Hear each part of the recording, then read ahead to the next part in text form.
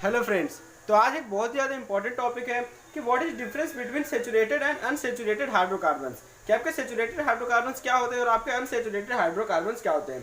तो सबसे पहले हम जानेंगे कि आपके हाइड्रोकार्बन्स क्या होते हैं। तो हाइड्रोकार्बन्स आपके उस तरह के आपके हाइड्रोकार्बन्स मतलब हम उसे कहते हैं जिसमें कि अगर आपके पास कार्बन और हाइड्रोजन जब दोनों के तरह के कंपाउंड अगर आपके साथ जुड़े होते हैं तो उसे हाइड्रोकार्बन कहते हैं। जैसे कि अगर हम हाइड्रोकार्बन को अगर हम देखें तो सबसे पहले मैं यहाँ पे एक हाइड्रोकार्बन बनाता हूँ आपके सामने।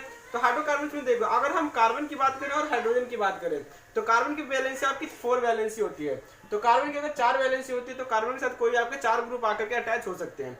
अगर इस कार्बन के साथ हाइड्रोजन आके अटैच होते हैं तो हम इसी को कहते हैं आपके क्या होते हैं, ये हाइड्रोकार्बन होते हैं। तो कार्बन की जो 4 वैलेंसी वो आप किसी भी तरह से बना सकते हैं। जैसे अगर हम कार्बन की जो 4 वैलेंसी बनाने की कोशिश करें तो हम इस तरह से भी हम कार्बन की वैलेंसी हम बना सकते हैं कि 2 बॉन्ड यहाँ 2 बॉन्ड यहाँ, मतलब कि आपके इसके 4 जो बॉन्ड इसके कंप्लीट हो गए हैं। मतलब कि जो कार्बन की 4 वैलेंसी होती है तो आपको कंप्लीट करनी है। हम इसे इस तरह से बना सकते हैं कि 3 बॉन्ड यहाँ सिंगल बॉन्ड यहाँ। हम इसे इस तरह से भी कार्बन को बना सकते हैं कि 1 बॉन्ड 2 बॉन्ड एंड 1 बॉन्ड, और ये इस तरह से हम इसे कंप्लीट कर सकते हैं कि आपको 2 बॉन्ड यहाँ होगा, 3 बॉन्ड और ये 4 बॉन्ड, मतलब कि यहाँ पे आपकी कार्बन की 4 वैलेंसी कंप्लीट हो चुकी है।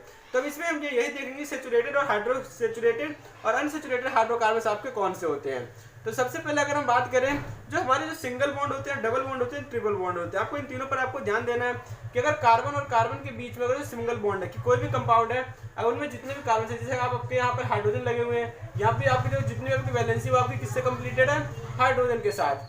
तो जितने आपके हाइड्रोजन जो लगे हुए हैं तो देखो यहाँ पे कहीं भी आपके डबल बॉन्ड नहीं दिख रहे हैं। तो इस तरह के आपके कार्बन चेन जिसमें कि सिर्फ ओनली और ओनली जो सिंगल बॉन्ड प्रेजेंट होते हैं। तो अगर सिर्फ सिंगल बॉन्ड होंगे तो हम उसे क्या कहेंगे, सैचुरेटेड कार्बन, मतलब कि सैचुरेटेड हाइड्रोकार्बन कहेंगे।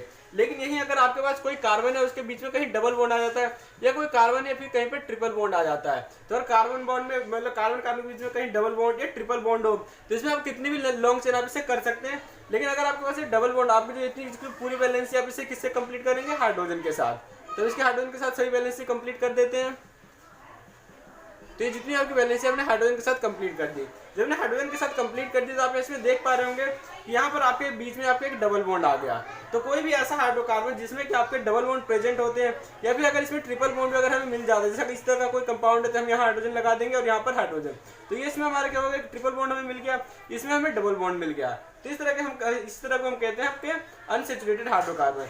तो ये आपके होते हैं सैचुरेटेड हाइड्रोकार्बन, तो ये आपके हो गए सैचुरेटेड हाइड्रोकार्बन और ये आपके हो गए अनसैचुरेटेड हाइड्रोकार्बन।